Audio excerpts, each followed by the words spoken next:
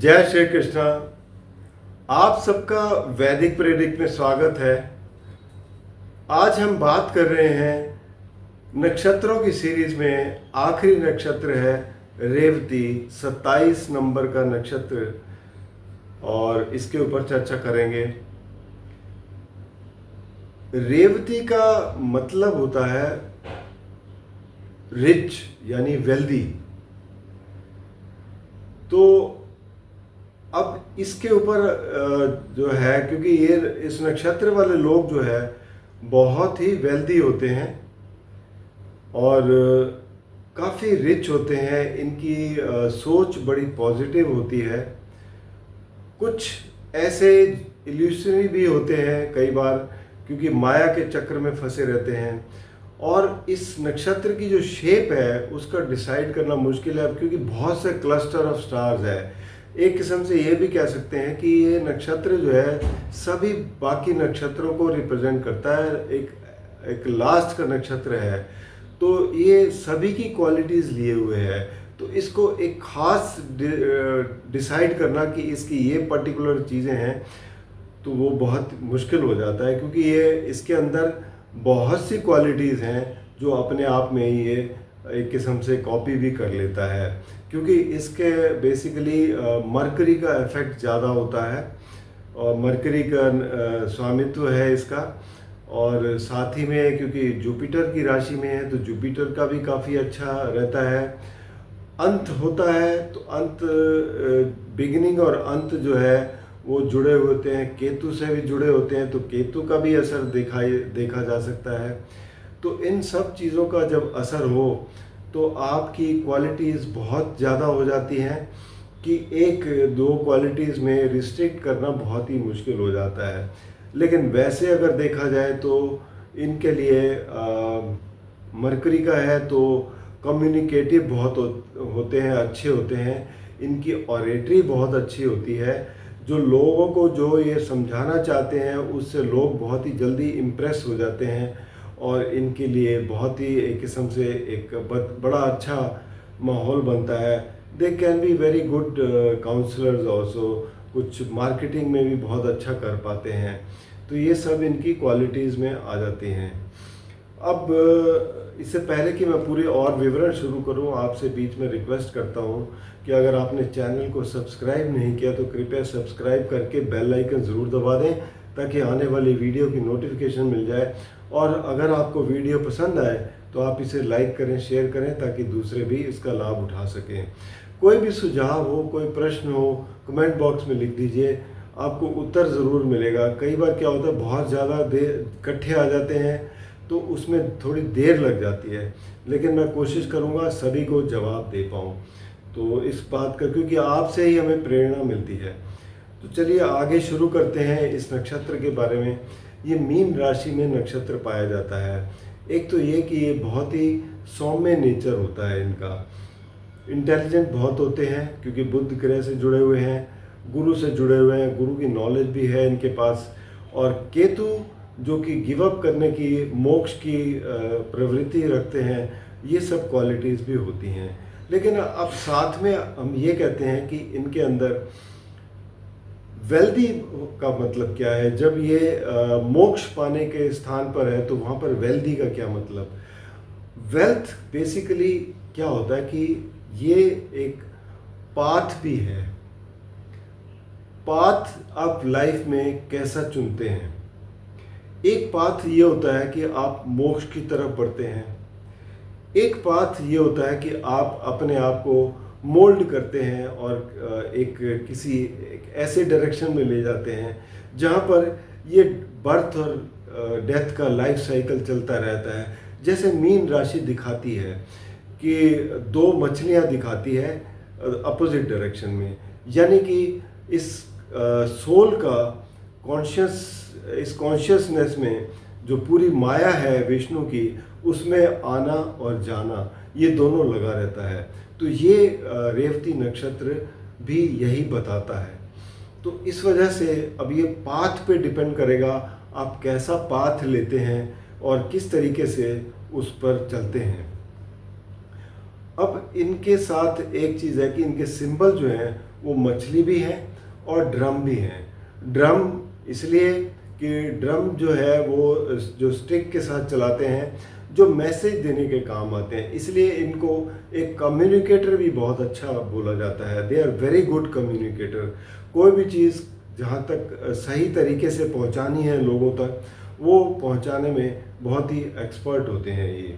तो इस वजह से, और वेल्थ तो एक वैसे मिली हुई है क्योंकि इनके जो स्वामी हैं, क्योंकि वैसे तो दो हैं।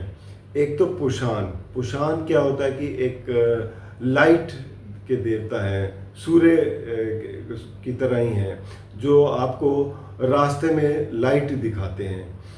वो एक पाथ दिखाते हैं आपको कि आप उस पाथ पर सही चल रहे हैं और आपका रास्ता साफ दिखाई दे, क्योंकि जो रास्ता आपने चुना है वो आपको बिल्कुल सही नज़र आए।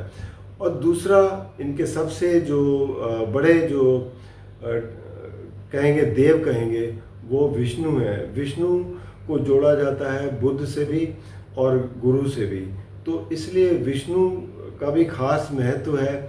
और वैसे भी मीन राशि के सिंबल से भी यही लगता है कि ये क्षीर सागर है। क्षीर सागर में विष्णु बैठे हुए हैं और लक्ष्मी साथ में है, जो गॉडेस ऑफ वेल्थ हैं।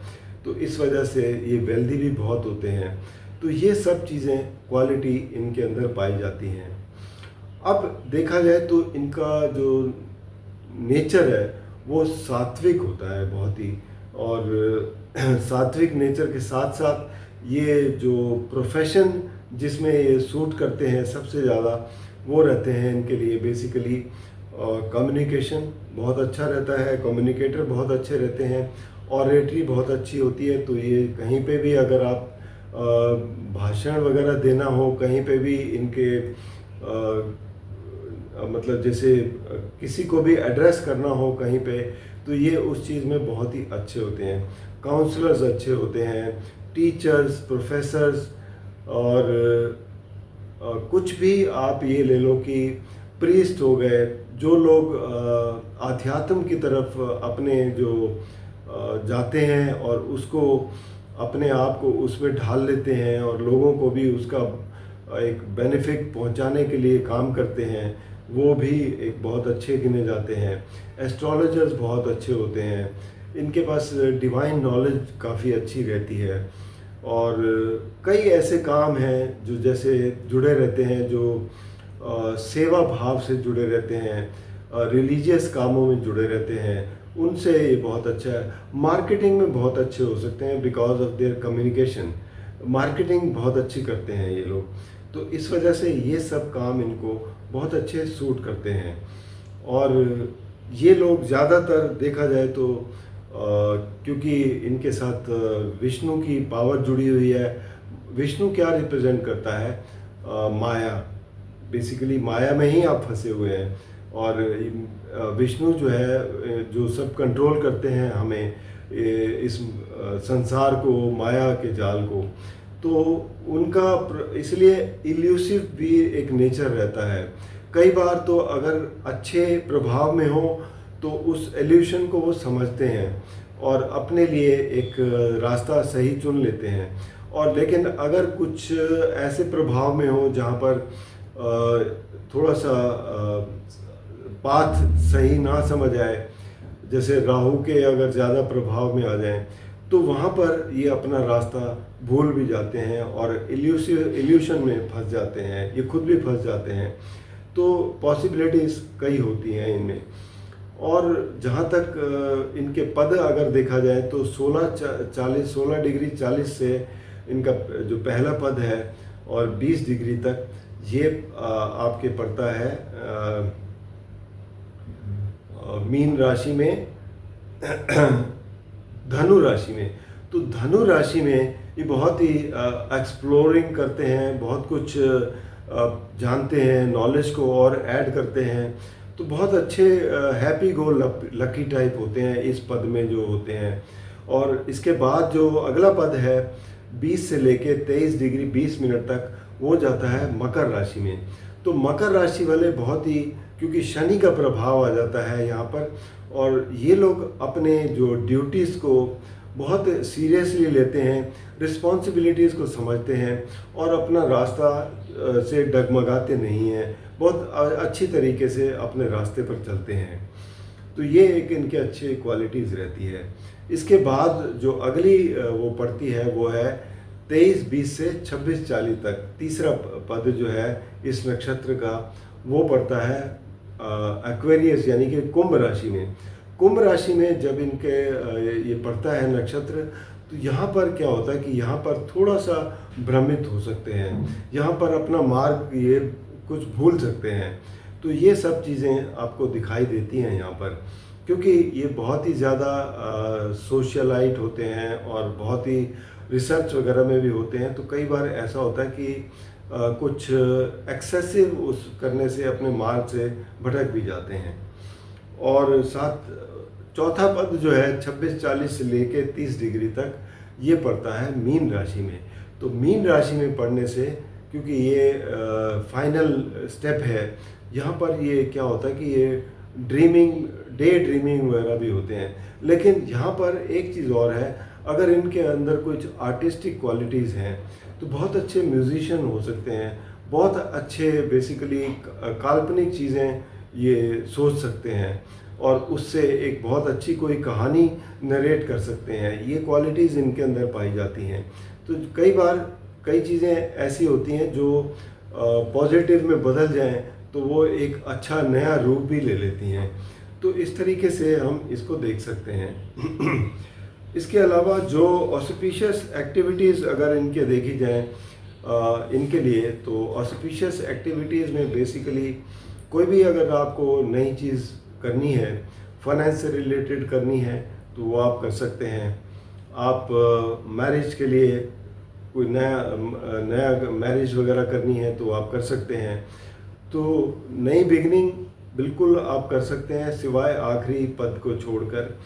बाकी सभी में आप नई चीज़ें शुरू कर सकते हैं, पार्टनरशिप शुरू करनी हो या कोई भी ऐसा काम करना हो जो आपको नया, जैसे कि आप कोई फिल्म शुरू करना चाहते हैं या कोई नया लिखना चाहते हैं, कोई लेख लिखना चाहते हैं, वो आप कर सकते हैं। कोई बुक लिखना चाहते हैं वो आप अच्छी तरीके से कर सकते हैं। लेकिन इन ऑस्पिशियस एक्टिविटीज़ जो हैं वो रहती हैं कि आपको डिस्प्यूट सॉल्व करना है, वो आप नहीं कर पाएंगे। आपको शत्रुओं से निपटना है तो वहाँ पर आपके लिए दिक्कत खड़ी होगी। तो कुछ ये चीज़ें कुछ ऐसी हैं जहाँ पर आपको परेशानियाँ आ सकती हैं। तो ये सब ट्रैवलिंग के लिए वैसे देखा जाए तो ये बहुत अच्छा है नक्षत्र जो है। ट्रैवल से रिलेटेड कोई भी आप काम करते हैं उसमें आप बहुत अच्छे कर पाएंगे। तो ये सब इनकी क्वालिटीज़ हैं। बॉडी पार्ट्स में देखा जाए तो फीट ऑफ बिल्कुल जो नीचे का हिस्सा है वो इससे रिलेट करता है बॉडी का। तो ये कहें, साथ में आपका एब्डोमेन पोर्शन भी है जहाँ पर मणिपुर चक्र होता है जिसके स्वामी भगवान विष्णु हैं। तो ये सब भी इनसे रिलेट करता है। तो ये सब क्वालिटीज़ पाई जाती हैं रेवती नक्षत्र में। और ये आखिरी नक्षत्र है, ये अपने अंदर पूरी क्वालिटीज़ रखता है कि किसी भी चीज़, किसी भी क्वालिटी को कॉपी करके प्रस्तुत करना। तो ये इनके अंदर बहुत ही खासियत रहती है जो कि मरकरी की क्वालिटी है। तो इसलिए इनको एक किस्म से ये भी कह सकते हैं कि ये अगर बहुरूपीय भी बन जाए तो बहुत अच्छी तरीके से अपने आप को पेश करते हैं। और यही क्वालिटीज़ हैं। और मोस्टली मैंने देखा है कि इस नक्षत्र वाले मार्केटिंग में और आर्टिस्ट वगैरह बहुत अच्छे होते हैं, म्यूजिशियंस बहुत अच्छे होते हैं, सिंगर्स बहुत अच्छे हो सकते हैं, स्टोरी टेलर्स बहुत अच्छे हो सकते हैं। तो ये सब चीज़ें हैं। बाकी तो कई क्वालिटीज़ और भी हैं, जो प्रीस्ट हैं, एस्ट्रोलॉजर्स हैं, या योगा या मेडिटेशन वाले हैं, हीलर्स हैं, तो ये बहुत अच्छे होते हैं। तो ये सब क्वालिटीज़ हैं। उम्मीद रखता हूँ कि इससे आपकी काफ़ी अच्छी नॉलेज होगी। बाकी अगर आपको कुछ और प्रश्न पूछना हो तो आप नीचे नंबर पर आप संपर्क कर सकते हैं। और साथ ही में अगर आपको कोई कंसल्टेशन लेनी हो कुंडली के बारे में, तो आप अपने जन्म के विवरण देकर और अपने प्राइवेट कंसल्टेशन ले सकते हैं। और कोई और प्रश्न हो तो आप मेल भी कर सकते हैं vedicpredict@gmail.com पर। धन्यवाद।